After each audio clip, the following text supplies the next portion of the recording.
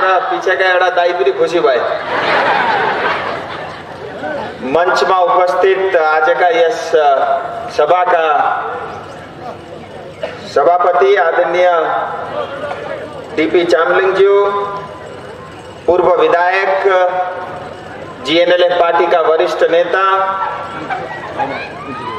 NB sir, साथै के सिंह, किशोरज्यू, विनोद मुक्तानज्यू, आनंद गुरुङज्यू, तुलसी प्रधानजी, नारायण गुरुङज्यू, बबिता मगरज्यू, किशोर उपाध्यायज्यू आसामदेखि आउनु भएको छ।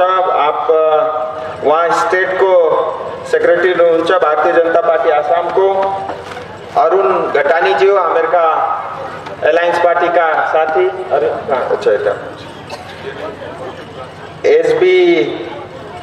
एसबी ज्यू, अभिषेक ज्यू, निमा तामाङज्यू खरसाङबाट आउनुभएको छ। जीएनएलएफ अमेरिका सहयोगी दल का सेंट्रल कमिटी का मेंबर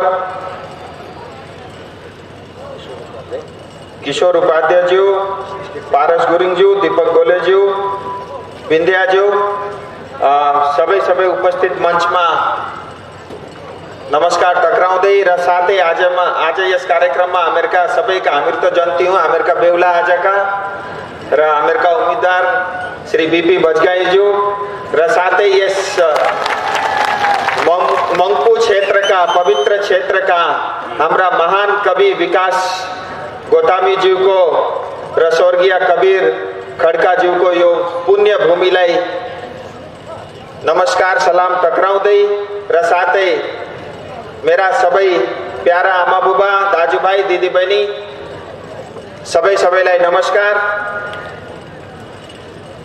अब यो चुनावको बेला हो। चुनाव पनि अब 3-4 दिन मात्रै छ। 17 तारिक भोटिङ पनि हो। अब यो 2021 को चुनाव अलिक अर्कै प्रकार छ यो पालि, किनभने यो 2021 को चुनाव भनेको म यसलाई ठान्छु यो गोर्खा स्वाभिमानको चुनाव हो, गोर्खा जातिको स्वाभिमानको चुनाव हो। र आजसम्म गोर्खा जातिले कहिले हारेको छैन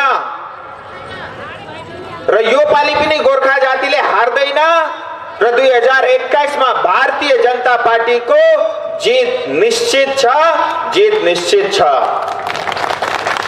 सर्वप्रथम त मैं हामीहरुका सबै सहयोगी दल जीएनएलएफ लगायत सीपीआरएम, एबीजीएल, गोरानिमो, सुमिति मुक्ति मोर्चा सबैलाई धन्यवाद टक्राउन चाहन्छु, किनभने जुन 2019 मा एकता थियो यो 2021 मा पनि तो गोर्खा एकता कायम राख्नमा हामी सफल भएका छौं।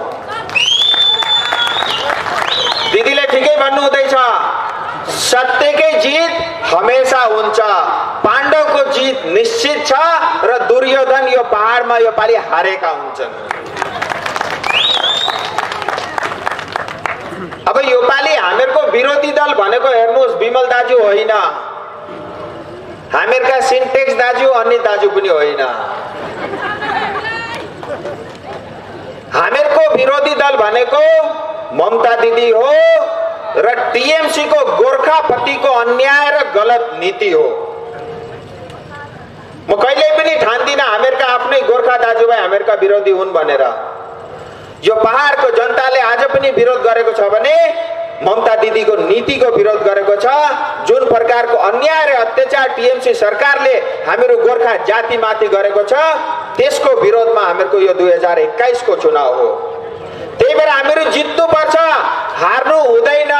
गोर्खा कहिल्यै पनि हार्दैन, गोर्खा मरेर जान्छ, तर यो ममता फुपूलाई भोट दिदैन, ममता फुपूलाई भोट दिदैन। र यो जीजीएम 1 सिन्टेक्स दाजुका 2 यो दुई जनालाई भोट दिनु भनेको तो ममता फुपूलाई भोट दिनु बराबर हो। हेर्नुहोस्, अब यो टीएमसी भनेको कस्तो हो जात भनेर यो पार्टी भने यही पार्टी हो गोर्खा भाषालाई मास्ने, यही पार्टी हो हाम्रा दाजुभाइ बहिनीलाई शहीद बनाउने। बिर्सिनु हुँदैन, हामीहरु बिर्सिन सक्दिनौं। यही पार्टी हो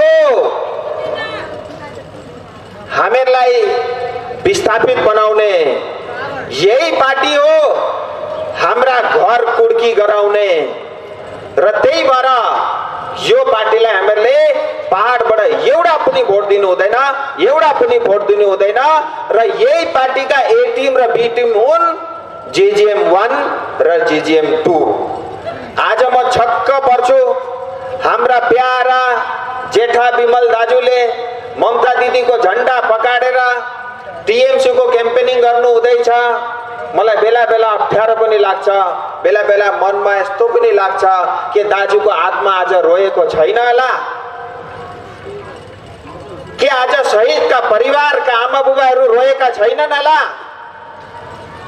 जुन पार्टीले गर्दा हाम्रो जाति मासो, जुन पार्टीले हाम्रो पहाड मासो, आज त्यही पार्टीका जुत्ता लगाएर यो पहाडमा हाम्रै दाजुहरूले राजनीति गर्दैछन्, हाम्रै दाजुहरूले राजनीति गर्दैछन्। र यसमा परिवर्तन ल्याउनु पर्छ। अब यो पहाडमा पुरानो सोच र नयाँ सोचको खाँचो छैन, यो पहाडमा इमानदार सोचको खाँचो छ, इमानदार सोचको खाँचो छ। र यो इमानदार सोच भारतीय जनता पार्टीले मात्र दिन सक्छ, किनभने प्राइम मिनिस्टर मोदीज्यू स्वयं इमानदार हुनुहुन्छ, इमानदार हुनुहुन्छ। मैले पनि 2 सालमा कसैको 1 रुपैयाँ खाएको छुइनँ, कसैको 1 रुपैयाँ खाएको छुइनँ। मैले आजसम्म राजनीति आफ्ना गोजीका पैसा लगाएर गरे, तर कसैसँग आजसम्म मैले 1 रुपैयाँ मागेको छुइनँ, 1 रुपैयाँ मागेको छुइनँ। हेर्नुहोस्, म चाहन्न आउँदो दिनमा भविष्यमा कसैले पनि गोर्खाको एउटा सांसद थियो त्यो चोर थियो भन्ने कसैले त्यस्तो हामीले सुन्न नपरोस्। र त्यस्तो कलंक लाग्न यो जातिमाथि म दिन्न, किनभने यो मेरो जाति हो, यो मेरो परिवार हो, तपाईहरु मेरा आमा बुबा हो, दाजुभाइ हो, दिदी बहिनीहरु हो।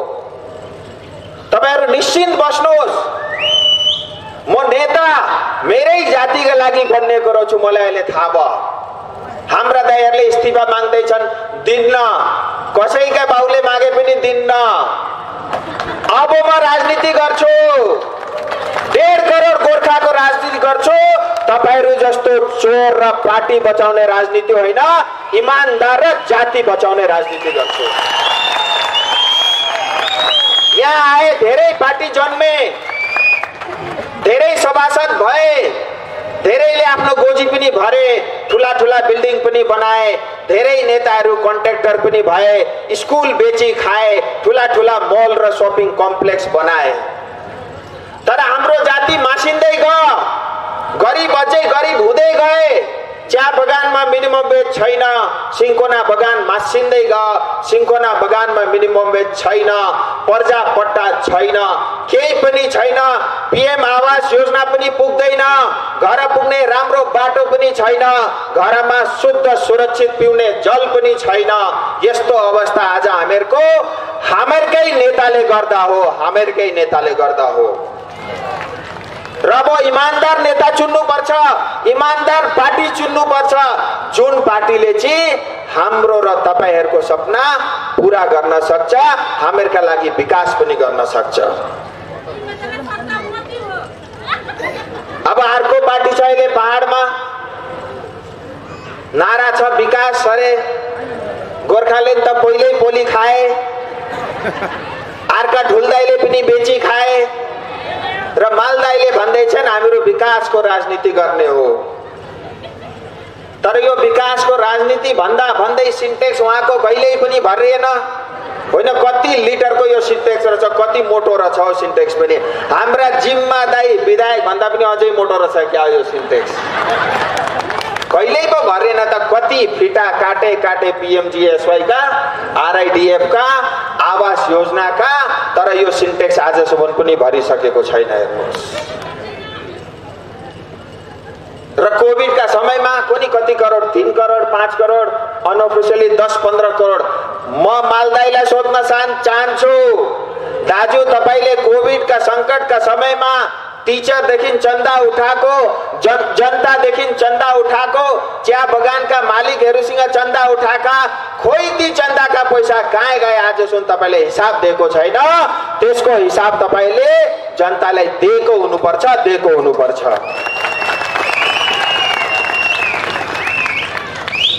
अब अहिले पहाडमा एनआरसी को धेरै हल्ला छ। हिजो मात्रै गृहमन्त्रीजीले दार्जिलिङमा आएर भन्नुभएको छ यो एनआरसी अहिले लागू हुने नहुने केही फैसला भएको छैन, तर जब पनि लागू हुन्छ देश हितमा हुन्छ। कुनै पनि गोर्खा जातिलाई यो एनआरसी ले छुँदैन। यो मेरो तपाईहरुलाई वचन हो। म मरेर जान्छु तर गोर्खा जातिलाई छुन दिन्न। तर आज जुनले हामीलाई भय देखाउँदैछन्, डर देखाउँदैछन्, तिनीहरूले ठान्छन् कि हामीहरू यहाँका खाटी नागरिक होइन भनेर। तर हामी यहीँका खाटी नागरिक हौं। जसरी एनआरसी ले बंगालीलाई छुँदैन, जसरी एनआरसी ले बिहारीले छुँदैन, जसरी एनआरसी ले मारवाडीलाई छुँदैन, त्यसरीले गोर्खा जातिलाई पनि एनआरसी ले छुँदैन। किन डराउनु? कसैले हामीलाई केही भन्छ भने डराउनु पर्दैन। म साथमा छु। एनआरसी ले छुँदैन, केही पनि हुँदैन कुनै पनि गोर्खाको। सिन्कोना प्लान्ट प्राइभेट गर्छन्, बेची खान्छन्। तपाईहरुले त दाजु हो पहाड बेची खाइसक्नु भयो, जाति बेची खाइसक्नु भयो। तर म तपाईहरुलाई वचन दिन्छु, भारतीय जनता पार्टीले सिन्कोना प्लान्ट प्राइभेट गर्दैन।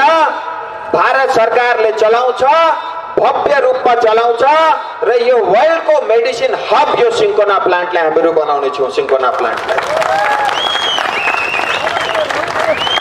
स्थायी राजनीतिक समाधान 2019 का संकल्प पत्रमा पनि थियो। अहिले 21 को दिलीप घोषजी को संकल्प पत्रमा पनि छ। निश्चिन्त बस्नुहोस्, स्थायी राजनीतिक समाधान हुन्छ। तपाईले सोचे जस्तै हुन्छ।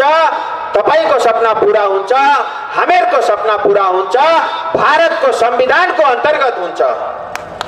कसैले पनि रोक्न सक्दैन, कसैले पनि रोक्न सक्दैन। 11 जनजाति एसटी पाउने यो एसटी स्टेटस पनि गोर्खा जातिले हामी सबैले चाँडै पाउन छौं। किनभने म पनि खस जातिमा आउँछु। मिनिमम वेज पास भइसक्यो बिल। अब आउँदो दिनमा 1-2 महिना अझै लाग्ला, त्यसको रुल्स बनिँदैछ। चिया बगानमा खटी खाने श्रमिक, सिन्कोना बगानमा खटी खाने श्रमिक आमा बुबाहरूले कम से कम ध्यानले सुन्नु होला, 350 रुपैयाँ मिनिमम वेज रोजाना पाउने हुनुहुन्छ। डेली मिनिमम वेज 350 रुपैयाँ पाउने हुनेछ। पर्जापट्टा यी घोषणा मात्रै होइनन्, बीजेपी को संकल्प हो, यो राजु विष्टको वचन हो। म गरेर देखाउने छु। पर्जापट्टा, चिया बगान, सिन्कोना बगान, बनबस्तीमा बस्ने र डीआई फन्ड लेनमा बस्ने सबै जनताहरूले भारतीय जनता पार्टीको 2 महिनामा सरकार बनिँदैछ। 6 महिनाको भित्रै तपाईहरु सबैले पहाडमा, दार्जिलिङ तराईमा, डुवर्समा पर्जापट्टा अवश्य पाउने हुनेछ। कसैले पनि रोक्न सक्दैन। अब संकल्प पत्रमा पनि आयो यो घोषणा। नर्थ बंगालमा एम्स अस्पताल बनिन्छ। यो नर्थ बंगालमा सेन्ट्रल युनिभर्सिटी बनिन्छ। यही दार्जिलिङ पहाडमा सेन्ट्रल युनिभर्सिटी बन्योस् भन्ने मेरो चाहना छ र म पछि हटेको पनि छैन। जोसँग झगडा गर्नुपर्छ म गर्छु, मेरै साथीहरुसँग गर्नु पर्ला त्यो पनि गरौँला। एफआरए अघि दाजुले भनिसक्नु भयो, 2006 अब पहाडमा लागू हुन्छ। डीआई फन्ड, यो डायन फन्ड सिस्टम यो पहाडदेखि खत्तम भएर जान्छ। 100% सुरक्षित पिउने पानी पाइपदेखि तपाईहरुको सबैको घर घरमा पुग्ने छ। टुरिज्मलाई बढाएर जान्छौं, हामीहरू लिएर जान्छौं। महिला सशक्तिकरणका लागि, आमाहरुका लागि, दिदी बहिनीका लागि 33% सरकारी नोकरीमा आरक्षण पाउनु हुनेछ। 33%।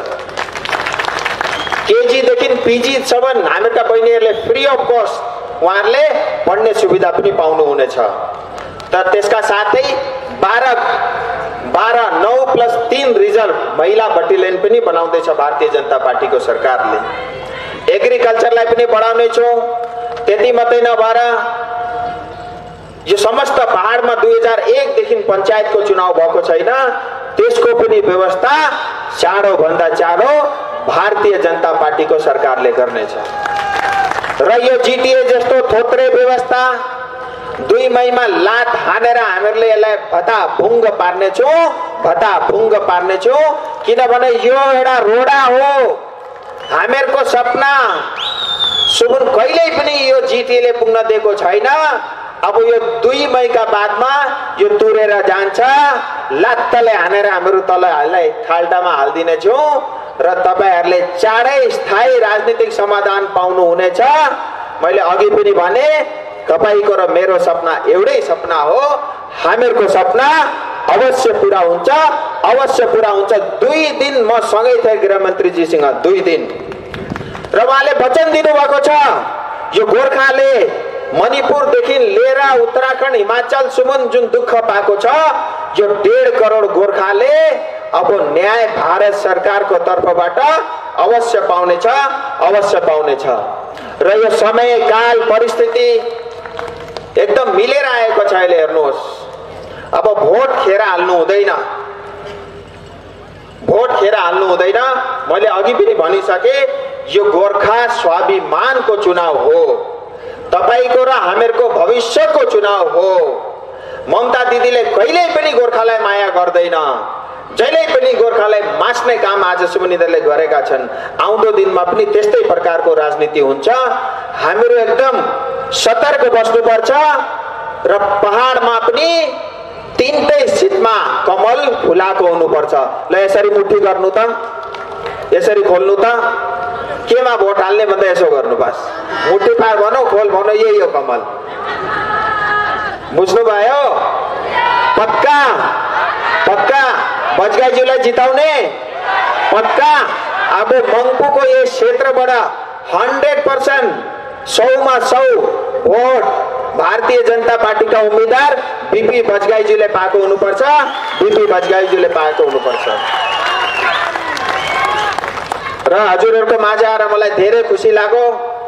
म तुरन्त निस्किनु छ, अहिले मेरो अर्को सभा नक्सलबाडीमा चल्दैछ, त्यहाँ पुग्नु छ र म चुनावको बादमा फेरि आउँछु। तपाईहरुको सपना बोकेर आउँछु, तपाईहरुको उम्मेद बोकेर आउँछु, किनभने म राजनीतिमा तपाईहरुकै लागि आएको हो। मैले आफ्नो लागि केही पनि गर्नु छैन, आफ्नो लागि मेरो परिवारका लागि जति गर्नु मैले गरिसके। म अब मेरो जातिका लागि काम गर्छु, जातिका लागि बाँच्छु र जातिका लागि नै मर्ने छु। यो मेरो तपाईहरुलाई वचन हो। भारत माता की जय, गोर्खा जय, गोर्खा।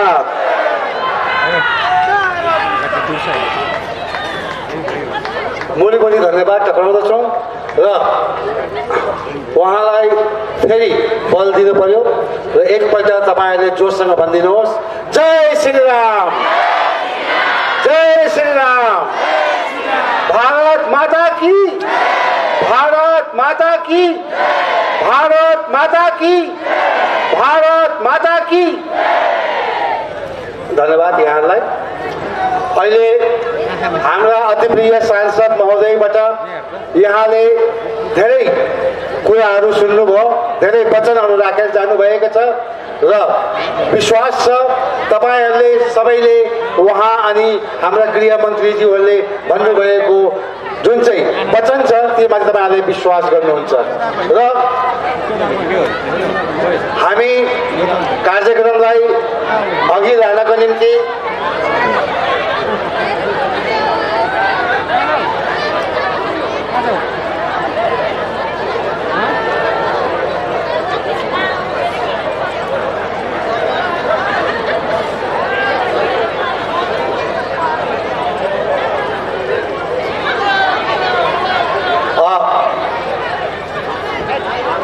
अब म फेरि हाम्रो कार्यक्रमलाई, यस सभालाई दिगो राख्नको निम्ति अर्को वक्तालाई यहाँ निम्ताउँदछु र हाम्रो वक्ताहरूलाई म अगावै सूचित गर्न चाहन्छु कि कारण हामीसँग समयको धेरै अभाव छ, कारण जुन चाहिँ सरकारबाट हामीले पाएको समय साह्रो धेरै छैन र म निम्ताउँदछु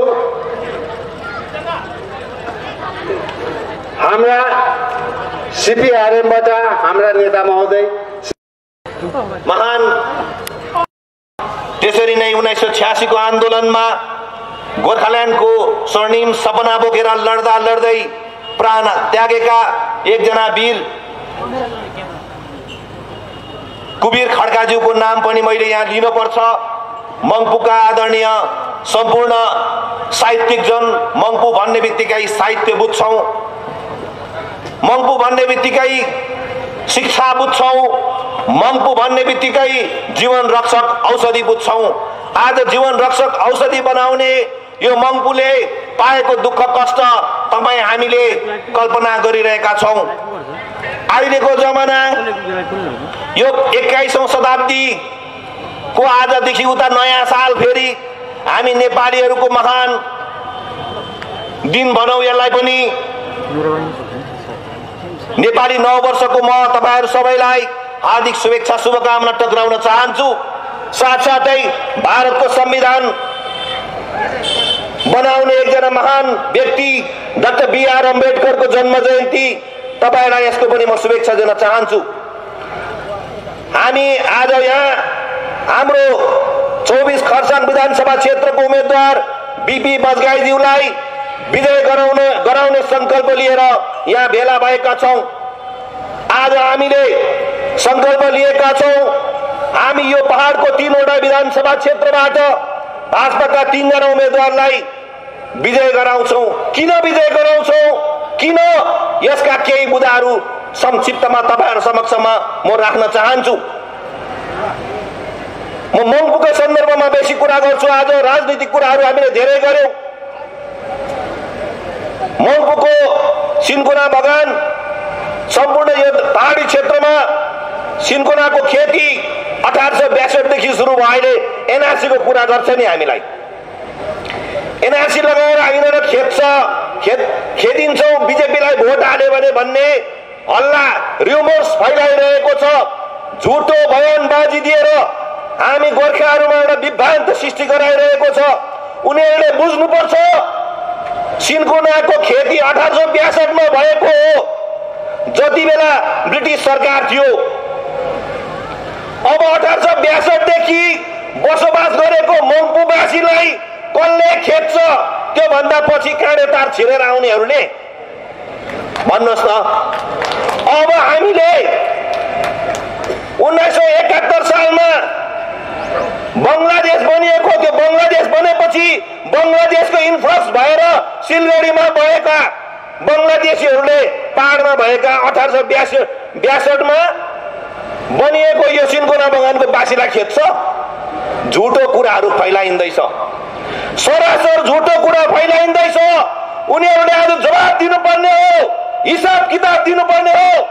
जुन आजसम्म उनीहरूले विधायक चुनेर पठाए, यही तृणमूल सरकार बनेपछि 10 वर्ष त उनीहरूको एमएलएहरू थिए नि। जनताले अब हिसाब किताब खोज्दैछ नि त। 2011 मा विधानसभामा चुनिएर गएका विधायकहरूले जुन मुद्दामा चुनाव जितेर गएका थिए, अलग राज्यको कुरा, गोर्खाल्यान्डको कुरा बंगालको विधानसभामा लडी गरेर राख्छु अनि बंगालबाट गोर्खाल्यान्ड लिएर आउँछु भनेर भनेका थिए। खै पहाडको जनताको निम्ति पर्जापट्टा दिलाउँछु भन्ने जुन उनीहरूको बाचा बन्धन थियो, त्यसको हिसाब किताब खोइ दिनु पर्यो नि हिसाब किताब। त्यसपछि 2016 मा अर्को चुनाव भयो। त्यो चुनावमा जितेर गएका विधायकहरूले के काम गरे हिसाब किताब हामी त हिसाब खोज्दैछौँ। हिसाब दिनुपर्छ भनेर हिसाब दिनुको साटो उनीहरूले झुटको खेती गरिरहेका छन्। झुटको खेती, जुन झुटको खेती तर अब चल्दैन। सत्यको जित हुन्छ, सत्यको जित हुन्छ, झुटको खेती चल्दैन। हामी हिसाब माग्दैछौँ, तिमीहरूले हिसाब देऊ हामीलाई के काम गर्यौ। अरे उनीहरूले सालैपछि उम्मेदवार चेन्ज गरेर एमएलए चेन्ज गरेर कहाँ हुन्छ? पार्टी त त्यही हो नि। 11 मा जित्ने पार्टी उही हो, 2016 मा जित्ने पार्टी उही हो। जितेर गएपछि उनले काम गरेको हिसाब यहाँनिर हुनुपर्छ। नेता बनेको एकाउन्टेबिलिटी भएको हुनुपर्छ। त्यो छैन उनीहरूको। अरे उनीहरू त राजनीतिक दल फेर्दै ठिक्कै 11 मा कोसँग गठबन्धन थियो, 16 मा कोसँग गठबन्धन थियो, यो पालि फेरि कोसँग गठबन्धन छ, गठबन्धन किन हुँदैछ, के को लागि हुँदैछ, हिसाब किताब जनताले दिनुपर्छ साथी हो। त्यो जनतालाई हिसाब किताब दिनुपर्छ भन्दा आज उनीहरूले झुटको खेती गरिरहेका छन्। आज मङ्पुको सन्दर्भमा म दुईवटा कुरा भन्न चाहन्छु।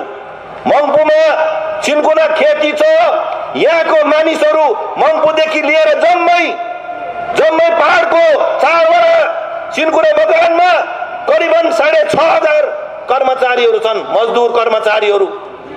उनीहरूको मिनिमम वेज सरकारले मिनिमम वेज एक्ट पास गरेको छ। अनि यो चुनाव सकिसकेपछि जनताले त्यो कर्मचारीहरूले मजदुरले त्यो मिनिमम वेज पाउनेछन्। अब मिनिमम वेज पाउनुको निम्ति 10 वर्ष सत्तामा बस्नेले दियो त। अघि एनबी सरले भन्नुहुँदै थियो पर्जापट्टाको कुरा।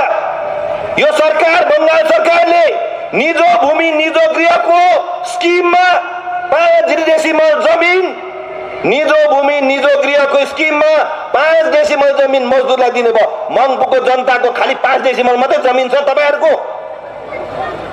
खालि 5 डेसिमल जमिन छ। आज मानिसले कसैले 1 एकरसम्म 2 एकर 3 एकरसम्म बाँझो जमिनलाई जोतेर कुन पसिना जमा गरेर कमाएको आफ्नो भूमि त्यो चाहिँ कसले लान्छ? सरकारले दिन्छौँ हामी। निजो भूमि न निजो गृहको स्किम के को हो?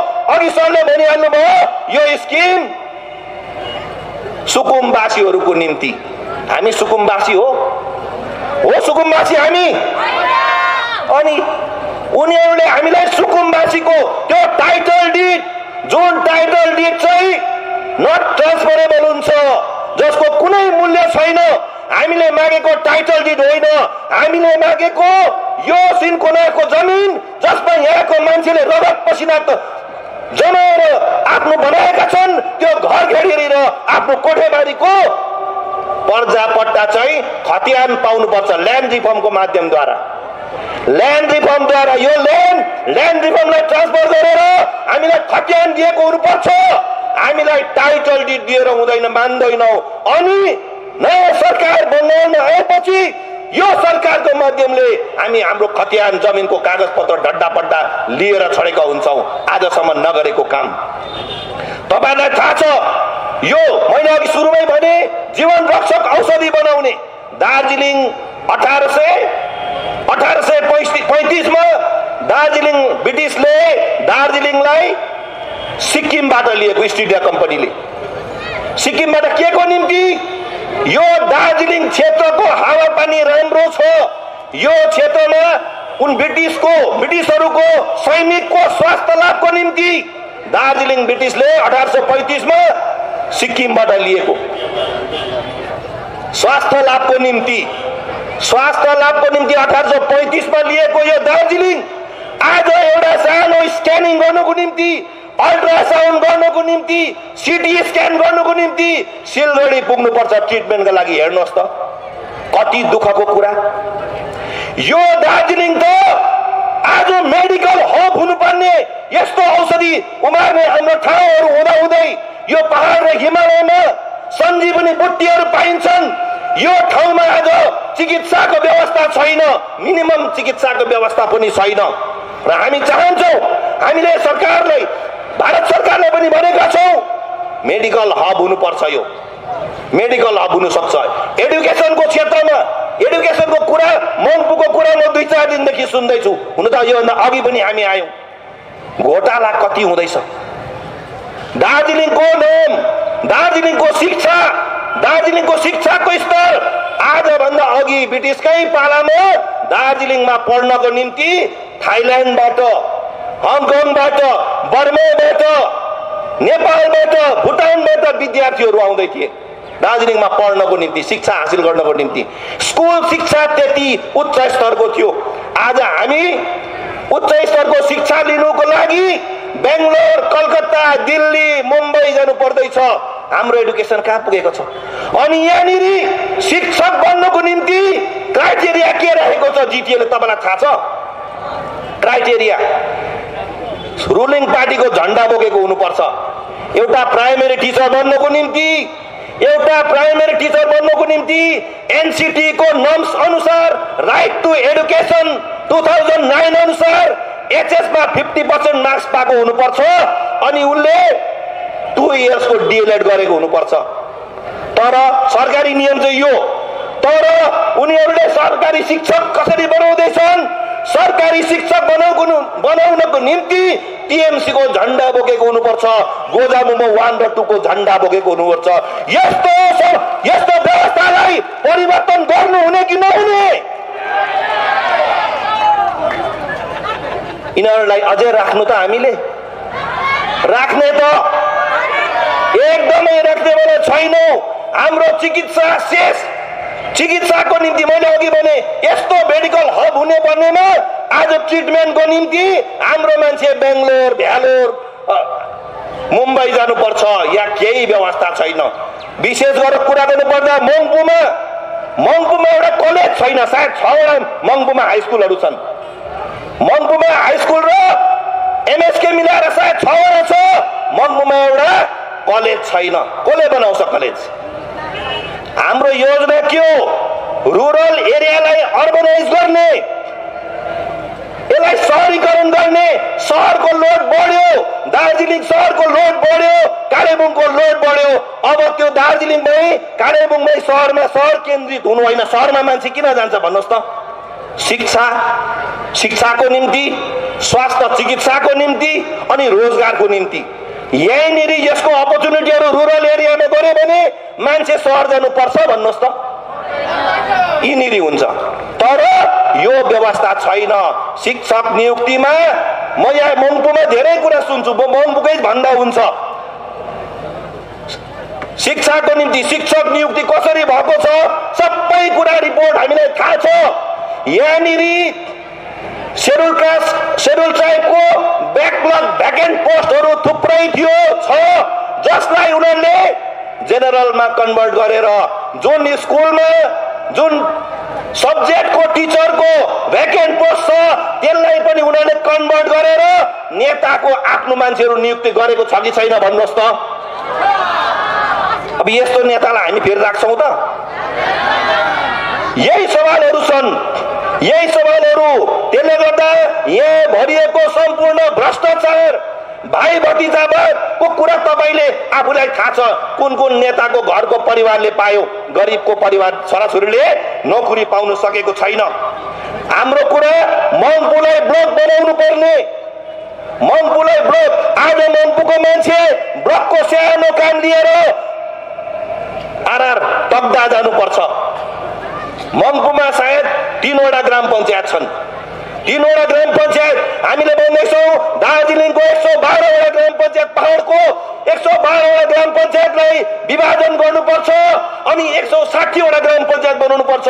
मङ्पुको 3वटा ग्राम पञ्चायतलाई 6वटा ग्राम पञ्चायत बनाएर मङ्पुमा ब्लक बनिनुपर्छ। मङ्पु एउटा ब्लक बनिनु पर्ने हो। हाम्रो बजगाईजी चुनाव जितेर गएपछि विधानसभामा यो कुराहरू गर्नुहुनेछ। यही कुराहरू हामी जनतासम्म शासन व्यवस्था पुर्याउन चाहन्छौँ। शासन व्यवस्था माथिबाट होइन तलबाट चलेको हुनुपर्छ। पञ्चायत चुनाव नभएको 15 वर्ष भयो। पञ्चायत एरियामा जति पनि भ्याकेन्ट पोस्टहरू छ, जब अपर्च्युनिटी थुप्रै छ, तर एपोइन्टमेन्ट छैन। पञ्चायतहरू 2वटा 3वटा ग्राम पञ्चायत एकजना एक्जिक्युटिभ एसिस्टेन्टले चलाउँदैछ। यस्तो छ। नोकरी चाकरी केही छैन। हामीहरू भाइ बहिनीलाई नोकरी चाकरी दिनु हो भने, यसको व्यवस्था सुनिश्चित व्यवस्था गर्नु हो भने यो सरकार नयाँ सरकार ल्याउनु छ, सत्ता परिवर्तन गर्नु छ। अघि कुरा आइगयो पर्मानेन्ट पोलिटिकल सल्युसन। नयाँ भाजपाको सरकार आउने बित्तिकै जिटिए कहाँ जान्छ अरे? कहाँ जान्छ? डस्टबिनमा जान्छ। त्यसपछि नयाँ व्यवस्था आउँछ। जुन नयाँ व्यवस्था बङ्गालदेखिको बाहिर भारतको संविधान भित्रको हुन्छ। यसकै निम्ति कामोपाले यो गठबन्धनलाई साथ दिइरहेको छ। यो गठबन्धनलाई त्यसै होइन पैसासँग साटेको होइन। धेरैले भन्दैछन् यो कम्युनिस्टहरू कसरी भाजपासँग मिल्यो। हाम्रो कम्युनिस्ट पार्टी चाहिँ भिन्दै प्रकारको हो, बङ्गालको जस्तो होइन। सीपीएम को जस्तो कम्युनिस्ट पार्टी होइन, अरू जस्तो होइन। हामी गोर्खा जातिले उसको आँगमा न्यानो घाम लागेको हुनुपर्छ। हाम्रो सिद्धान्त चाहिँ जीवनको बजगाईज्यू तथा हाम्रा मित्र दलका सबै साथीहरू, भारतीय जनता पार्टीका युवा मोर्चा, महिला मोर्चा लगायत सबै मोर्चाका कार्यकर्ता साथी, बाबुआमा, दाजुभाइ, दिदीबहिनी सबैलाई भारतीय जनता पार्टी असम प्रदेश तथा असममा बस्ने 25 लाख गोर्खाहरूको तर्फबाट आन्तरिक शुभेच्छा र अभिनन्दन ज्ञापन गर्दछु। र साथै आज हाम्रो नयाँ वर्ष पनि सुरु भएको छ, आरम्भ भएको छ र त्यसको पनि हार्दिक शुभेच्छा ज्ञापन गर्दछु। तपाईहरु यहाँ सबै गोर्खा हुनुहुन्छ, बोली पनि बडा मिठो मिठो बोल्नुहुन्छ। हामी चाहिँ वहाँ असमिया मान्छेको बीचमा बसेका छौं, विभिन्न कम्युनिटीहरू हुन्छ, हाम्रो भाषा चाहिँ छासमिसै हुन्छ र बोल्दा बोल्दै केही शब्द बुझ्न पनि नसक्नु होला, यस्ता खालका शब्दहरू आउन सक्छन्। त्यसले गर्दा पहिले नै म माफी माग्दछु। तपाईहरुलाई लागेको होला 1 बजेदेखि बस्नु भएको छ, अब यसले चाहिँ बोलिसकेपछि सकिएला मिटिङ भनेर फेरि अर्को आउँछ। आउँदै अहिले चाहिँ यो को तालु खुइले आयो जस्तो लाग्दो हो नि। एउटा चोर दुलो खनेर चोरी गर्न बसेछ, दुलो खनेर रुँगिरहेको छ। घरको मालिक चाहिँ केही किताब पढिरहेको छ, सानो किताब पढि त अब सक्छ होला नि। चोर रुँगिरहेको छ, ऊ पढिरहेको छ, धेरै अबेर भइसक्यो। चोरलाई पनि रिस उठ्दो हो नि, अब यो सुते हुन्थ्यो नि, दुलो त खनी गए, यो सुते चाहिँ मौका छपौला भनेर। अनि सुत्दैन, धेरै बेर पछि ऊ जुरुक्क उठ्यो। मालिक चाहिँ घरको मालिक, अब त सुत्ने पर्यो, अब मजा आयो, अब चोर्छु भने ला सानो किताब लगेर त्रो किताब पो निकालेर लिएर आयो। चोरलाई उक्कुस मुक्कुस भएछ कि अब यो ठुलो पढो भने त रातभरि लाग्छ। त्यो उक्कुस मुक्कुस भएको बेला उसले पनि ऊ चोरी गर्न गएको चाहिँ बिर्सिएछ कि, अनि सोधेछ त यो पनि पढ्छ भनेर सोधेछ। त्यो तपाईहरुलाई पनि त्यस्तै भएको होला। र म आएको यहाँ यस्ता कुरामा विभिन्न कथाहरू मिल्छन्। एउटाको छोरो रिजल्ट लिएर आएछ, कति भाषण सुन्नुहुन्छ, अलिक स्टोरी पनि सुनाउनु है। अनि बाउले सोधेछ, हैन तेरो रिजल्ट कस्तो भयो त? हैन हाम्रो पञ्चायतको प्रेसिडेन्टको छोराले फेल गरेछ। हैन तैरो चाहिँ के भयो रिजल्ट भनेको? हैन हाम्रो गाउँको प्रिन्सिपलको छोराले नि फेल गरेछ। हैन तेरो चाहिँ भनेको ए हाम्रो गाउँको अमुक हेडमास्टरको छोराले नि फेल गरेछ। अनि तेरो चाहिँ भनेको तिमी चाहिँ कुन हाकिम हो र मैले चाहिँ पास गर्नुपर्ने? त्यस्तै जब दार्जिलिङको जनताले विनय तामाङलाई विकास खोइ भनेर जब सोध्दछन् अनि उनले भन्छन् एनआरसी आउँछ। विमल गुरुङज्यूलाई खोइ गोर्खाल्यान्ड भन्दा चुप लाग एनआरसी आउँछ। आज विमल गुरुङ दाजु र विनय तामाङ दाजुले दार्जिलिङको गोर्खालाई तथा समग्र भारतको गोर्खाहरूलाई एनआरसी को डर देखाएर हाम्रो गोर्खाल्यान्डको मुद्दालाई तुल्याउने अधिकार हामीहरूले दिएको छैन। हामी आसामका गोर्खाहरूले पनि यस दार्जिलिङको गोर्खाल्यान्ड आन्दोलनलाई सहयोग पुर्याएको हो। हामीले पनि गोर्खाल्यान्डको आन्दोलनलाई सहयोग पुर्याएको। तर आज विमल दाजुलाई त पहिला हिँड्ने बानी लागेछ। कहिले बीजेपीसँग जाने, कहिले टीएमसीसँग जाने पहिला। अरे यस्तो पहिला हिँड्ने नेतालाई दार्जिलिङको जनताले कसरी राख्छ? यो त बडा अचम्म कुरो भएको छ। अर्को विनय दाजु पनि त विमल दाजुकै पछि मौका पर्यो ममता फुपूको काखमा बस्नको लागि गएर काखमा बसेर आफ्नो सँगसँगै हिँड्ने मान्छेलाई, आफ्नो दाजुलाई, आफ्नो गुरुलाई लेङ हानेर पछार्ने यस्तो विनय तामाङ दाजुले तपाईँ हामीलाई लेङ हान्दैन यसको कहिले विश्वास हुन सक्छ? जो मान्छेले विमल गुरुङलाई लेङ हानु, जो मान्छेले गोर्खाल्यान्डको मुद्दालाई लेङ हानु, जो मान्छेले सारा भारतीय गोर्खाहरूको मुद्दालाई लेङ हानेको छ, त्यस मान्छेले कहिल्यै तपाईँ हामीलाई लेङ हान्छ यो निश्चित रहनुहोस्। अहिले सुन्छु म त्यहाँ होटलमा बसेको छु, फिरफिरे बजाएर घुरेका छन्, सोई सोई। यत्रो दिन त यहाँ केही थिएन, मान्छे टुरिस्ट आउँथे। किन भन्दा यहाँको एन्भाइरोन्मेन्ट राम्रो छ, यहाँको परिवेश राम्रो छ, यहाँको वातावरण राम्रो छ, यहाँ पोल्युसन छैन।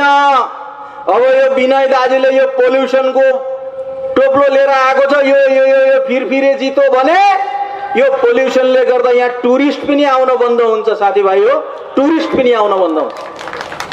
अब अर्काले बोक्नु भएको छ टेबल। अब विमल दाजुलाई के गर्न चाहियो? टेबल पढ्ने होइन।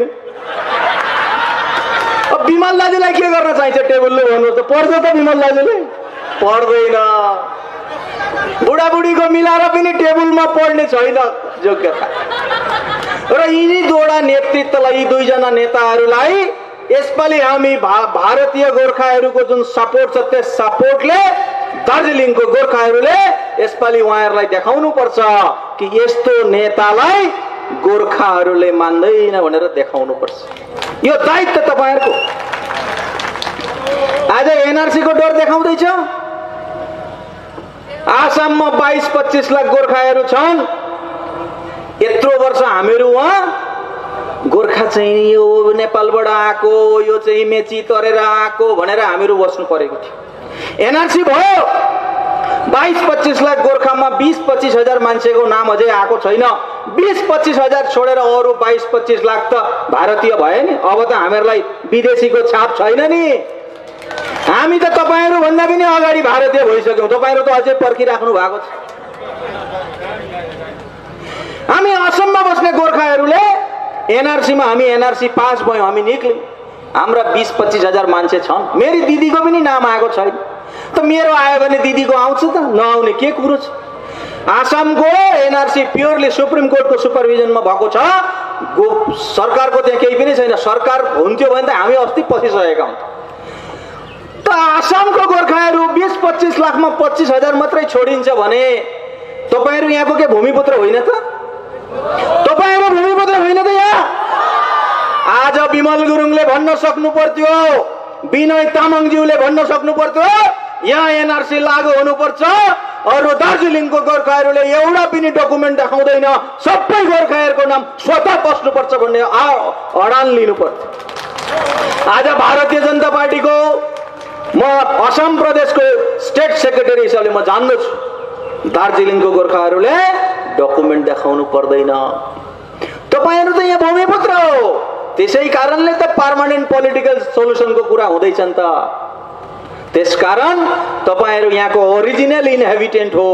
दार्जिलिङको गोर्खाहरू यहाँको ओरिजिनल बासिन्दा हो। ओरिजिनल बासिन्दालाई डकुमेन्ट देखाउनु पर्दैन। चिन्ने बाहुनलाई जनाई देखाइराख्नु पर्छ त? पर्दैन। हामी त आसामबाट गोर्खा भएर आएको। यहाँ लास्ट 10 वर्षमा विमल दाजु र विनय दाजुले ममता ब्यानर्जीज्यूसँग मिलेर यहाँको गोर्खाहरूलाई त तामाङ बनाइसकेछ, राई बनाइसकेछ, बाहुन बनाइसकेछ, छेत्री बनाइसकेछ, बौद्धिस्ट बनाइसकेछ, क्रिस्चियन बनाइसकेछ। यहाँ त गोर्खा रहेन रहेछ नै। हामी के यसरी भागभाग भएर बस्ने हो त? हामी यसरी भागभाग भएर बस्ने हो त? हामी भागभाग भएर बस्यौं भने तपाईहरु हामीलाई ममता ब्यानर्जी जस्ता शासकहरू अरु पनि आउलान्। त्यसले गर्दा हामी जे छौं छँदै छौं, तर हामी एक साथ गोर्खा भएर बाँच्नु पर्छ। गोर्खा भएर बाँच्यौं भने मात्रै तपाई हाम्रा समस्या समाधान हुन्छन्। यो कुरो मनमा राख्नु। म पर्मानेन्ट पोलिटिकल सोलुसनको कुरा गर्दिन। अमित शाह जस्ता भारतका होम मिनिस्टरले भनिसके पछाडी, अरे बा हात्ती जब हात्ती बाटामा हिँडेपछि कुत्ता भुक्दै छ। अमित शाहले पर्मानेन्ट पोलिटिकल सोलुसन हुन्छ भनेपछि गोर्खाले भनेन नि त भने। अब तिमीहरु त्यही ल्याङ्ग्वेज त्यही बुझ्छौ, अर्थ सुनेकै छैनौ, त्यति नलेजै छैन। पर्मानेन्ट पोलिटिकल सोलुसन भनेको अंग्रेजीमा हो। एक दुईवटाले त अझै बुझेका छैनन् ल यो पर्मानेन्ट पोलिटिकल सोलुसन एकैचोटि लेख भन्दा नलेख्ने पनि लिडर होलान्, लेख्न नसक्ने कहाँ बुझ्ने। त्यसले गर्दा यो पर्मानेन्ट पोलिटिकल सोलुसन बुझ्ने मान्छे कहाँ छन् भन्दा भारतीय जनता पार्टीमा छन्। त्यसैले भारतीय गोर्खाहरूको सपना दार्जिलिङमा पर्मानेन्ट पोलिटिकल सोलुसन हुन्छ, निश्चिन्त रहनुहोस्। विनय दाजु भन्दै हुनुहुन्थ्यो अरे म विकास गर्छु विकास गर्छु विकास गर्छु। अरे बाबा, दार्जिलिङको बाटाको हालत म देखेर छक्क पर्दैछु। जुन हालत छ बाटो, मर्निङ वाक गरे खरसाङमा त्यो सिलगढी जाने रास्ताको देब्रेतिर एउटा इरिगेसन अफिस रहेछ। त्यो इरिगेसनका अफिसका गेटमा खरसाङ टाउनको सबै गार्बेज जति त्यहीँ थपिएको छ। होइन भने भरे बेलुका तपाईँहरूले फेसबुकमा मेरा पेजमा देख्न पाउनुहुन्छ। इरिगेसनको अफिसमा के पानीको व्यवस्था हुनु पर्दो कि थिएन? खरसाङ टाउनको गार्बेज जमा छ। यो हालत छ। आज हाम्रो आसाममा 5 वर्ष भयो बिजेपीको सरकार। आज हाम्रो वहाँ गरिब मान्छेको घरमा केही बिमारी भएछ, क्यान्सर भयो, साथ सरकारले 2 लाख रुपियाँको ट्रिटमेन्ट गरिदिन्छ। अटल अमृत योजनाको ट्रिटमेन्ट यहाँ पाउँछ कसैले?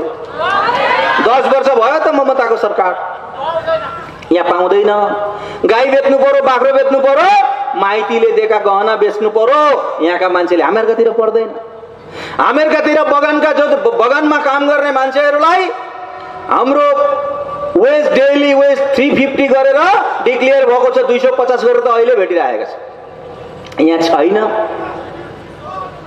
चामल फ्री छ, एकाउन्टमा 5000 रुपियाँ गरेर दिन्छ। अहिले अरुणोदय स्किम भन्ने एउटा स्किम आएको छ, प्रत्येक गरिब महिलाहरूलाई महिनाको 830 रुपियाँ गरेर दिएको छ। मैले ढाँटेको हो भने यहाँ भएका कसैको त आसाममा माइती माओली होला, फोन गरेर सोध्नु होला मैले ढाँटेको रहेछु भने। अब यो इलेक्सन पछाडि 3000 गरेर दिन्छ, दरमहा दिए जसरी, स्यालेरी दिए जसरी यहाँ दिन्छ। अनि के को डेभलपमेन्ट देखाएको त विनय दाजुले? डेभलपमेन्ट आफ्नो भएको छ, आफ्नो घरको भएको छ, आफ्नो अरू मान्छेको भएको छ, दार्जिलिङका गोर्खा जनताको भएको छैन। बाटा जस्ताको तस्तै छन्। हिजो मिरिकमा घुम्न गएको थियो, मिरिकमा पस्दै जहाँ टुरिस्टले पहिले देख्दछ त्यही दोकानको अगाडि चाहिँ पानी किनेर ट्याङ्कीको पानी भराइरहेको रहेछ। अरे दार्जिलिङको 6-7 लाख जनतालाई पानी पिलाउन नसक्ने 20 वर्षमा यी नेताहरूले अब पिलाउँछन् त पानी, अब पिलाउँछन् त पानी। त्यस कारणले यसपालि दार्जिलिङको गोर्खाले यी नेताहरूलाई पानी पियाउनु पर्छ, यसपालि पानी पियाउनु पर्छ। यो इलेक्सनमा, यस इलेक्सनमा भारतीय जनता पार्टीको प्रार्थीलाई भोट दिएर विमल दाजु र विनय दाजुलाई यसपालि पानी पिलाउने व्यवस्था गर्नुपर्छ। म अब धेरै कुरो गर्दिनँ, 5 बजे सकिन्छ, अझै बोल्न यी अब यस्तो हुन्छ कोही बेला लागेको होला खालि इलेक्सनमा आउँछन् पोलिटिकल लिडर भाषण दिन, यस्तै हो। अरू बेला आउँदाखेरि मेरा भाषण थोरै सुन्नुहुन्छ, सुन्नुहुन्न। अब ज्वाइँ दसैँमा आउँछ, अरू बेला आएर हुन्छ? ज्वाइँ दसैँमा आउँछ ससुरालीले खसी काटेर खुवाउँछ, हो कि होइन भन्नुहोस्? छोरी तीजमा आउँछ। त्यस्तै हामी पोलिटिक्स गर्ने मान्छे यस्तै इलेक्सनमै आउने मौका पाउँछ। त्यसले गर्दा यो बेला आइयो, काहीँ कोही बेला देखिएला, गुवाहाटीमै देखिएला, दार्जिलिङमा देखिएला, सिलगढीमा देखिएला। मैले त तपाईँहरूको सबै मुख चिन्दिनँ, हो कि होइन भन्नुहोस् त?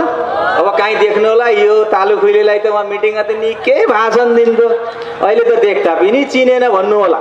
त्यसले अहिले नै भनिहाल, देख्दाखेरि भाइ दाजु जे सम्पर्क छ लगाएर सोध्नु होला। हामी जहाँ छौँ, म गुवाहाटीमा छु, तपाईँहरू दार्जिलिङमा हुनुहुन्छ, तर हाम्रो नाता एउटै हो, हामी भारतीय गोर्खा हो।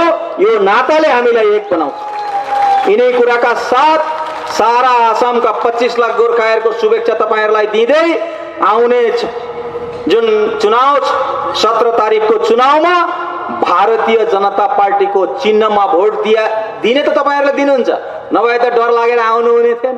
धेरै मान्छे डराउने छन्। हिजो म एक ठाउँमा मोमो खान गएको, अनि भोट कसलाई दिने भयो, 2 जना मान्छे थिए, गोजो मोमो भयो। अनि मैले भने तपाईँको त भोट पनि मोमोलाई दिने, खुवाउने पनि मोमो भयो। अनि ती 2 जना मान्छे गए, गए पछाडि होइन भोट त पदमलाई नै कमलमा नै दिने भन्ने चाहिँ गोजो मोमो दिने चाहिँ पदम फुल र हिजो साइलेन्ट भोटरहरू हुनुहुन्छ उहाँहरूलाई एक एकपल्ट गर आउने 5 वर्षमा सारा बेङ्गल सारा गोर्खाल्यान्ड सारा दार्जिलिङका मान्छेहरूको विकासको लागि र तपाईहरुको हाम्रो भारतीय गोर्खाहरूको सपना पर्मानेन्ट पोलिटिकल सोलुसन मेरा प्यारा आमा बाबा दाजुभाइ अनि दिदीबहिनी तपाईहरु सबैलाई हार्दिक नमन गर्दै म छोटोमा केही भन्न चाहन्छु। छोटोमा यस कारणले कि चुनाव आयोगले दिएको एउटा समय सीमा छ अनि छोटोमा यस कारणले कि मैले भन्ने कुरा त पूर्ववक्ताहरूले अघि नै के हुने हो अब यो चुनावपछि बताइसक्नु भएको छ। हाम्रो प्यारो सांसद राजु विष्टज्यूले पनि भनिसक्नु भएको छ। अब मैले दिन्छु भन्ने त केही रहेकै छैन, तर उहाँहरूले भन्नुभएको जम्मै कुरा नै भोलि दिने हो।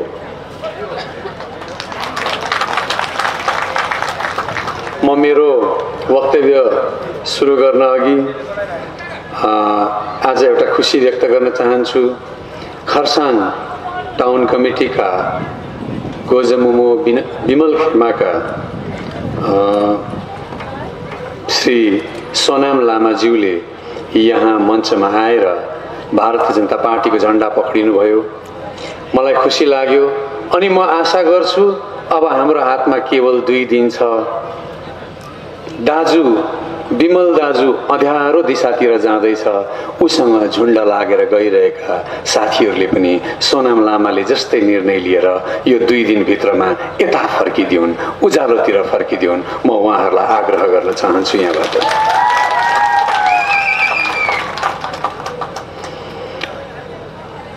म बारम्बार सबैतिर भन्ने गर्छु, आज त्यो कुरा म यहाँ दोहोऱ्याउन चाहन्छु। हेर्नुहोस्, यो अनुहार तपाईहरुले पहिला देख्नु भएको थिएन। यो अनुहार 1996 मा एकपल्ट दार्जिलिङको राजनीतिमा देखा परेको थियो। तर दार्जिलिङको राजनीतिमा जब मलाई त्यतिबेला ज्योति बसुको सरकारले मुद्दा लगायो, मेरो सबै कुरा त्यो मुद्दामा सकियो अनि मेरो दुधमुखे नानीहरूलाई पढाउने जब मलाई असुविधा भयो, उनीहरूलाई शिक्षा दिनु पर्यो, मलाई कसैले पनि यो माटोको लागि बोल्दा, यो माटोको लागि लेख्दा मलाई मुद्दा लाग्दा कसैले खै समेत भनेनन्। त्यतिबेला मैले मेरो दुधमुखे नानीहरूलाई पढाउनको लागि राजनीतिबाट धेरै वर्ष टाढा रहेँ। तर अब त मेरो नानीहरू पनि हुर्के, बिहा भए, 2 छोराको सानो नातिनी छ। अब मैले कसैलाई स्याहार्नु छैन। अब मेरो जीवनको यी अन्तिम वर्षहरू एउटा नयाँ अध्याय छ। अब मैले मेरो सानो परिवारबाट बाहिर निस्किएर एउटा ठूलो परिवारमा काम गर्नु छ अनि यो ठूलो परिवारमा मेरो सानो परिवारको परिवारवाद कहिल्यै पनि हावी हुने छैन, यो तपाईहरुलाई वचन। आज म एउटा प्रत्याशी हो, यस मञ्चको प्रमुख व्यक्ति। यस सभामा आज जनतासँग बसेर मलाई मेरो जीवनमा साथ दिने मेरो सङ्गिनी, मेरो पत्नी पनि जनता माझमै बसेकी छिन्। अहिले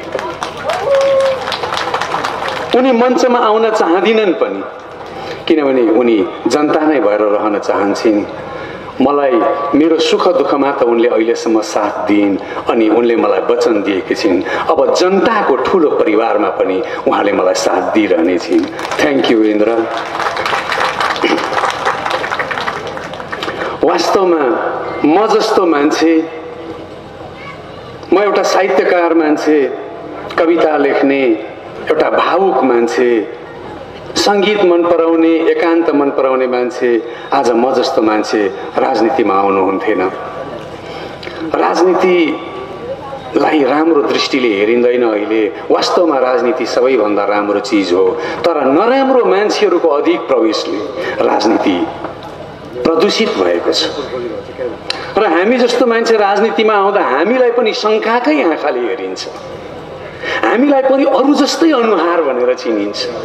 यो पनि अरू नेता जस्तै त हो, जुनै जोगी आए पनि कानै चिर्ने होइन। त्यो दृष्टिले हेरिन्छ।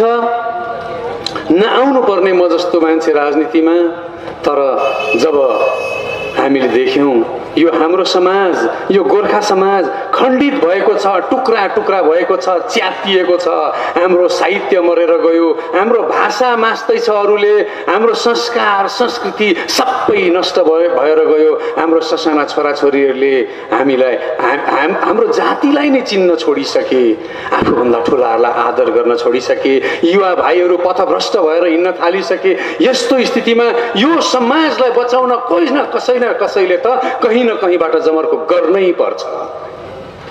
त्यो सोचेर आज हामी जस्तो मान्छे राजनीतिमा आउन बाध्य बनेको।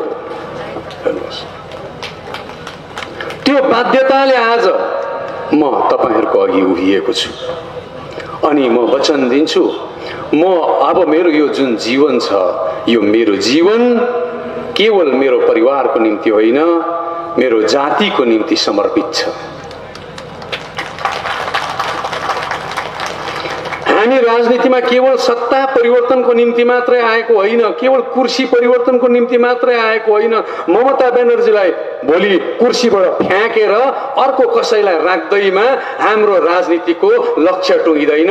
हाम्रो राजनीति भनेको समाजको निर्माण हो, एउटा सकारात्मक समाजको निर्माण, एउटा राम्रो समाजको निर्माण। त्यो यात्रा जबसम्म एउटा सुसंस्कृत समाज हाम्रो अघि उभिँदैन, हाम्रो यात्रा, हाम्रो पाइला कहिले रोकिएको हुने छैन। आज भारतीय जनता पार्टीमा हामी किन प्रवेश गर्यौं अनि भारतीय जनता पार्टीमा आज प्रत्याशी भएर म किन आएको छु? भारतीय जनता पार्टी भनेको एउटा सुसंस्कृत विचार भएको, यो देशलाई माया गर्ने राष्ट्रवादी विचार भएको, देशको प्रत्येक जनता उभिएको हुनुपर्छ, देशको प्रत्येक जनता राम्रो भएको हुनुपर्छ भन्ने सपना बोकेको, एउटा दूरदृष्टि राखेको अनि विश्वमा नै यो देशको प्रत्येक जनतालाई गर्वले छाती फुलाएर अगाडि हिँड्न सक्ने बनाउने एउटा सपना बोकेको पार्टी हो भारतीय जनता पार्टी। यो क्षुद्र ससानो राजनीतिक सोच बोकेको पार्टी होइन। यो ससानो त्यो कन्तुरमा पैसा हाले जस्तो होइन भारतीय जनता पार्टीमा भोट हाल्नु भनेको। कन्तुर त यत्रो हुन्छ, भरिहाल्छ नि। भारतीय जनता पार्टीको सोच विशाल छ, छाती विशाल छ अनि भारतीय जनता पार्टीले प्रत्येक राष्ट्रवादी व्यक्तिलाई माया गर्छ। त्यसैले गोर्खाहरू पनि राष्ट्रवादको नारा बोकेर अगाडि बढ्यो भने भोलि गोर्खाहरू राष्ट्रिय मूल स्रोतमा माथि पुगेर धेरै ठुलो ठुलो ठाउँहरूमा पुगेर आफ्नो जातिलाई उभ्याउन सक्छन्, आफ्नो चिनारीलाई उभ्याउन सक्छन्। त्यो क्षमता भारतीय जनता पार्टीसँग मात्रै छ। हामी जबसम्म राष्ट्रवादी बन्दैनौँ, हामी जबसम्म राष्ट्रिय मूल स्रोतमा जाँदैनौँ, तबसम्म हाम्रो उन्नति हुँदैन। हिजो अस्ति दार्जिलिङमा जब यो गभर्नर हाउसमा, राज्य गभर्नर हाउसमा एउटा सांस्कृतिक महोत्सव भयो। सांस्कृतिक महोत्सवमा त्यहाँ चेन्नईको, पन्जाबको, राजस्थानको स्टलहरू थियो, त्यहाँको ह्यान्डिक्राफ्टहरूको। एकजना गोर्खा बुजुर्ग व्यक्ति आउनुभयो अनि उहाँले मलाई सोध्नुभयो कि त्यो त्यहाँ कोअर्डिनेटरको रूपमा चाहिँ म 5 दिन राजभवनमा थिएँ। उहाँले मलाई सोध्नुभयो, यहाँ त सबै अरू स्टेटको अरू राज्यको स्टल छ, हाम्रो गोर्खाहरू चाहिँ यहाँ यी दार्जिलिङमा हुँदा पनि हाम्रो गोर्खाको स्टल त छैन त यहाँ भन्नुभयो। मैले उहाँलाई एउटै कुरा भने, हाम्रो गोर्खाहरू राष्ट्रिय मूल स्रोतमा बगेर उहाँहरूसँग हिँडिरहने धैर्यता राख्दैनन्। त्यसैले गर्दा हामी राष्ट्रिय मूल स्रोतमा बगेर उनीहरूसँग हिँड्ने धैर्यता राखौँ त यही भित्रबाट अहिले कसैले हाम्रो काष्ठकलाहरू, हाम्रो केही कुराहरू म भारतभरि प्रचारमा जान चाहन्छु भनेर कुनै एउटा समूहले भन्छन् भने भोलिकै दिन म इजेडसिसीलाई फोन गरेर तपाईँहरूलाई त्यहाँ स्थान दिलाउने वचन दिन्छु। तर हामीमा त्यो इजेडसिसीसँग मिलेर त्यो राष्ट्रिय भावना राख्ने हामीमा क्षमता हुनु पर्यो। त्यो क्षमता पैदा गर्नको निम्ति पनि आज हामी भारतीय जनता पार्टीमा छौँ र भारतीय जनता पार्टीमा गठबन्धनमा जति पनि साथीहरू हुनुहुन्छ उहाँहरूले पनि यो चिजलाई देख्नु भएको छ र एउटा राष्ट्रिय दलसँग मिल्दा गोर्खाहरूको भलाइ हुन्छ र यो दल इमान्दार छ भन्ने उहाँहरूले किटान गरेर उहाँहरूले अनुभव गरेर आज हामी 5 भाइ, अघि राजुजीले भन्नुहुन्थ्यो नि 5 पाण्डव भएर सँगै हिँडेका छौँ। अर्कोपट्टि दिदीको समर्थन गर्नेहरू त एउटा थियो गोजमुमो, त्यो पनि 1 र 2 भएर आधी आधी भएको छ। मलाई अघि पत्रकार भाइले सोध्दै हुनुहुन्थ्यो तपाईँको प्रतिद्वन्दी को हो भनेर, मैले भने हामी 5 जना उनीहरू आधी, हाम्रो त प्रतिद्वन्दी नै छैन भन्ने। चुनाव जित्दैछौँ, के को प्रतिद्वन्दी है? जित्छौँ होइन हामी चुनाव? जित्छौँ है? र हेर्नुहोस्, भारतीय जनता पार्टीले हाम्रो राजनीतिक मुद्दा 2वटा, स्थायी राजनीतिक समाधान अनि 3 महिना फेरि यत्तिकै के केस थियो, बाहिर भागी हिँडे। त्यहाँबाट कलकत्ता हाइकोर्टबाट सबै केसमा बेल निकालेर दिल्ली गएँ। अन्त दाजु अब हाम्रो कुरा त अगाडि बढाउँ होइन, हामीले त अस्ति त 5000 विस्थापितलाई फर्काउँछु भनेको छौँ। यो 5000 विस्थापित त फर्काउनु पर्छ, वचन दिएको छु। मैले पनि भाषणमा भनेको छु, राजु विष्ट भाइले पनि भन्नुभएको छ, यो त गर्नुपर्छ हामीले भनेको। आमामा 5000 विस्थापितको त अहिले त कम्ता केस लाग्छ, त्यो कोर्टमा हाल्नु पर्यो भने पैसा कसले तिर्छ त्यत्रो? विमल दाजुले, मैले त्यति बेला भने 5000 विस्थापितको सूची मलाई दिनुहोस्, म मुद्दा लड्छु। माग्यौँ, राजुजी र मैले सल्लाह गऱ्यौँ, ल हामी मुद्दा गरौँ, सूची माग्यौँ, सूची अहिलेसम्म दिएनन्।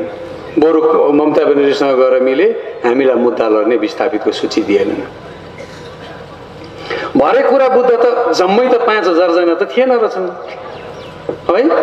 अनि पछि चाल पाएपछि फेरि गएँ म, दाजु सङ्ख्या कम्ती रहेछ, तपाईँलाई अप्ठ्यारो भयो होला, डाँटेको जस्तो हुन्छ, जति छ त्यतिको त निकाल्छु नि, सूची दिनुहोस् न, मुद्दा लड्छौँ।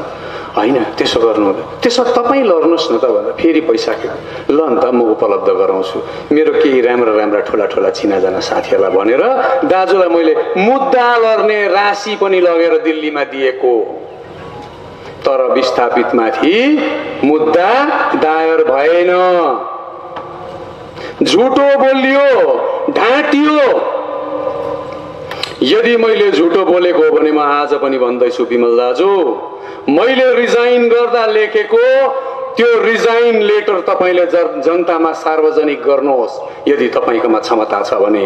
जुन दिन तपाईँ स्वयंले मैले लेखेको रिजाइन लेटर सार्वजनिक गर्नुहुन्छ नि, त्यो दिन तपाईँको राजनीतिक जीवन समाप्त हुन्छ। म झुटो बोलेर राजनीति गर्न जान्दिनँ, पटक्कै जान्दिनँ झुटो बोलेर राजनीति गर्नु। त्यहाँदेखि जब मैले किन भएन त भनेर सोचेँ, अनि मैले सुने, मैले चाल पाएँ उहाँहरू त सुटुक्कै फोनमा त कलकत्तासँग पो बात मार्दै रहेछ। पार्थ चटर्जीसँग फोन गर्दै गरेको कुराहरू थाहा पाएँ, अन्य केही पत्रकारहरू लगाएर फोन गर्दै गरेको कुराहरू थाहा पाएँ। यो कुरा थाहा पाएपछि मैले सोचेँ, यस्तो पार्टीमा बसेर लाखौं जनताको आँखामा बोकेको सपना चाहिँ हामी जस्तो मान्छेले चाहिँ पार लाउन सक्दैन रहेछ। यी झुटका पुलिन्दाहरू, यी ढाँटबाजहरूसँग बसेर यो जातिलाई उभ्याउन सकिँदैन रहेछ।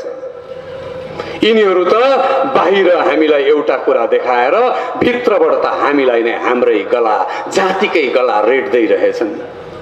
यस्ता कसाईहरूसँग बस्नु उचित होइन भनेर मैले गोर्खा जनमुक्ति मोर्चाबाट राजीनामा दिएको हो। आमा बाबु, मैले राजीनामा दिएर पनि उनीहरूलाई साह्रो पर्यो। लगातार मलाई फोन आयो, चारैतिरबाट मान्छे लगाइयो, मैले फोन उठाउनै पर्ने। 3 दिनसम्म फोन उठाइन। एउटा मान्छे आएर रिक्वेस्ट गर्यो, एकताल त बोलिदेऊ। मैले दाजुको फोन उठाइदिएँ। होइन तपाईँ रिजाइन नगरिदिनुहोस्। मैले भने म त घर छोडिसकेँ, फर्किने आदत छैन। होइन तर एकपल्ट भिडियो कलिङमा बात मारौँ न। हामी 4-5 जना बात मार्यौँ। म थिएँ त्यो भिडियो च्याटमा, विशाल छेत्री थिए सिलगढीको, विमल गुरुङ थिए, रोशन गिरी थिए, लोप्साङ लामा थिए, बिनु सुन्दासले सञ्चालन गरे त्यो भिडियो च्याट। आज मैले त्यो भिडियो च्याट सार्वजनिक गरेँ भने मैले रेकर्ड गरेको छु, रेकर्ड छ मेरोमा त्यो भिडियो च्याटको। त्यो सार्वजनिक गरेँ भने पनि तपाईँहरूको जीवन, त्यो जुन राजनीतिक जीवन छ त्यो समाप्त हुन्छ। तर म माया गर्छु, किनभने आफ्नो गाला आफ्नै लपेटा हो। तपाईँ जस्तो मान्छे गोर्खाको राजनीतिको नेता चाहिँ हुनु हुँदैन, तर तपाईँको बुढेसकाल आफ्नै आँगनमा बिताउन पाओस् त्यो चाहिँ म सदिच्छा राख्दछु। तपाईँलाई खेदेर राजनीति गर्ने व्यक्ति होइनौँ हामी। तपाईँको जस्तो संस्कार हामीसँग छैन। हामी एउटा राम्रो संस्कारमा हुर्केको मान्छे हो। तपाईँले आफ्नो बुढेसकाल आफ्नो आँगनमा आफ्नो परिवारसँग हाँसी खुसी बिताउन सक्नुहुन्छ। म तपाईँलाई त्यसरी जीवनमा राजनीतिक कलङ्क लगाउन चाहदिनँ।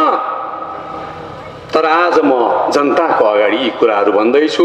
यदि तपाईँले चुनौती स्वीकार गर्नुभयो कुनै दिन भने यी कुराहरू सार्वजनिक हुनेछन्। त्यसरी नै अब यही अहिले हामी उहाँको उम्मेदवारकै कुरा गरौँ। उहाँको उम्मेदवार खरसाङ समष्टिमा के भन्दै आउँदैछन्? योद्धा बाँचे मुद्दा बाँच्छ भन्दै आउँदैछन्। मुद्दा नै लगेर बेचिसकेपछि योद्धा बाँचेर चाहिँ के हुन्छ हौ? मुद्दाविहीन योद्धा हुन्छ? लक्ष्यविहीन योद्धा हुन्छ? अनि उसको उम्मेदवार चाहिँ योद्धा हो? कति दिन ढाँटेर राजनीति गर्ने? हेर्नुहोस्, अर्को छ दुईजना जसले 17 मा नै हामीलाई लगेर टाउको बेच्यो। बेच्यो कि बेचेन? 17 मा टाउको बेचेर आएर हिजो अस्ति उनको उम्मेदवार कान्छी दिदीले भन्दै थिइन्, एउटा पेपरमा पढेको है मैले 2 दिन अगाडि। कान्छी दिदीले भन्दै थिइन्, भोट माग्दै आउने कान्छी दिदी, जेठी दिदी त उता, ठुल दिदी त कलकत्तामा छिन् है। कान्छी दिदीले के भने, यो बितेको 3 वर्ष चाहिँ पहाडमा शान्ति स्थापना गर्यौं हामीले। 2 जना 4 जना भेला भएर राजनीतिक गफ गर्दा एरेस्ट हुन्थ्यो, त्यो शान्ति स्थापना हो? होइन होइन। निरपराध भाइ बहिनीहरूको घर कुड्की भयो, त्यो शान्ति स्थापना हो? 90 वर्षको बोजू बस्ने घरको छाना उक्काएर लग्यो पुलिसले, त्यो शान्ति स्थापना हो? दुध मुखे नानीको दुधको बट्टा समेत खोजेर लग्यो पुलिसले, त्यो शान्ति स्थापना हो? यी कुर्की बाजहरू कसरी शान्ति स्थापना गर्ने शान्तिदूत हुन सक्छन्? उनीहरू शान्तिदूत होइन, उनीहरू अशान्तिको साक्षात मूर्ति हो। यस्तो अशान्तिको साक्षात मूर्ति तपाईँ हाम्रो गाउँघरमा भोट माग्दै आउँदैछन् आमा बाबु हो, भोट। अनि त्यो भोटको भाँडामा हामी सबैलाई हालेर सिन्की जस्तो बनाएर त्यो अमिलो हाम्रो सिन्की चाहिँ, हाम्रो अवस्था चाहिँ कलकत्तामा लगेर बेच्ने व्यापारीहरू उनीहरू। त्यसैले गर्दा एकपट्टि टिएमसी जस्तो दिबोना होबेना कोर्बेना भन्ने हाम्रो जाति उभिँदा गोली चलाएर शहीद बनाउनेहरूलाई सघाउने साइदुवाहरू एकपट्टि छन् भने अर्कोपट्टि चाहिँ गोर्खालाई उभ्याउँछु, दिन्छु, राजनीति स्थायी राजनीतिक के अरे समाधान गर्छु, जनजाति बनाउँछु भन्ने पार्टी छ। एकपट्टि टिएमसी हुँदैन भन्नेमा छ, अर्कोपट्टि बिजेपी हुन्छ भन्नेमा छ। हामी भोट हुँदैनलाई दिन्छौँ कि हुन्छलाई? कुरा स्पष्ट छ, भनिरहनु पर्ने केही पनि छैन यहाँ वास्तवमा। तपाईँहरूलाई भोट मागिरहनु पनि छैन, तपाईँहरूलाई थाहै छ कहाँ हाल्नुपर्ने अन्याय भएको तपाईँहरूको आँखाले देखेको छ। शहीद हाम्रो पोल्टोमा रोटी सुखा रोटी बोकेर आएर जातिको लागि उभिन खोज्ने एउटा युवा, काम गर्ने युवा छातीमा गोली लागेर मर्यो, बिर्सन सक्छौँ हामी? ती 13 जना शहीदहरूलाई बिर्सन सक्छौँ? विमल दाजु,